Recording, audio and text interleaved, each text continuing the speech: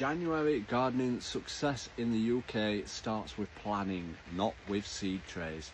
Welcome to Gardening with Ben, and in today's episode we're going to be talking about planning for the year ahead and being prepared and ready and getting excited for the sowing season down here at the allotment and the garden. Now, a lot of gardeners get excited after Christmas and when January starts and they think, oh, I'm going to start sowing all my seeds. Well, hold on, don't do it.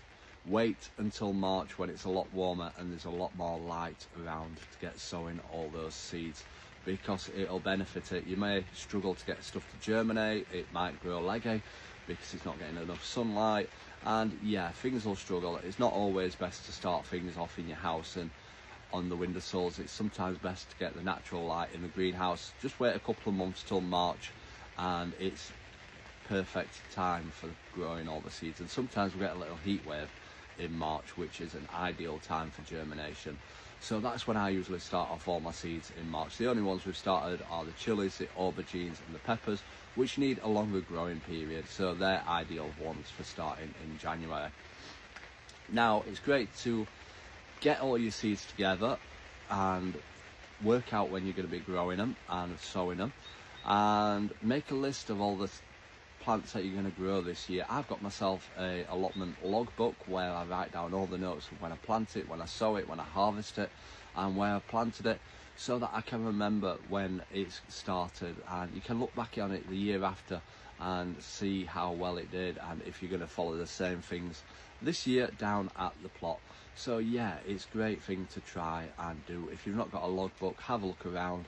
There's plenty online, and make notes of what you do. And sometimes it's great to look at what needs replacing. If you've got any seed trays that are broken or damaged, have a look at replacing them and getting them all ready, cleaned, washed, so that there's no diseases around and ready for the sowing season in March, because it'll soon be here.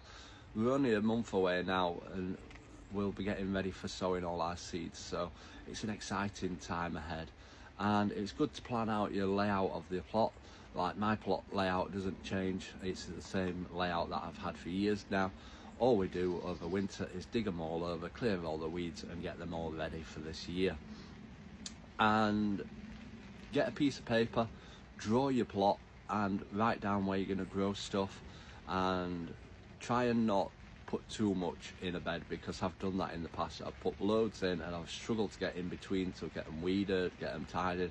So sometimes less is best when growing stuff, and make sure you've got enough room to get round to keep them weed free, because the weeds take all the nutrients in the water, so the plants don't grow as well.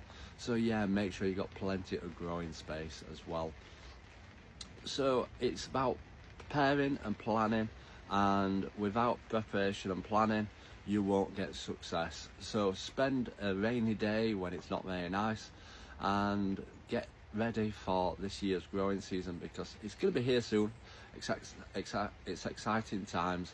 I'm looking forward to this year. We've got a lot of big plans down here at the plot. We're going to be growing loads of new stuff and different varieties down here at the plot.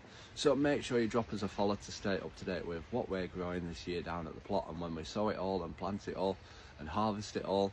Until next time, everyone, remember, keep smiling, keep shining and keep gardening with Ben, everyone.